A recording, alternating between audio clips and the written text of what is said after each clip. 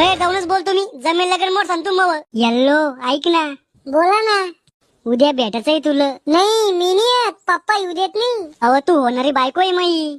तरी पण एकटी नाही येऊ देत. तो बापाला भरोसा निघतो यावर. मायावर आहे, तुमच्यावर नाहीये. तुम्ही मग फोन नको येऊ.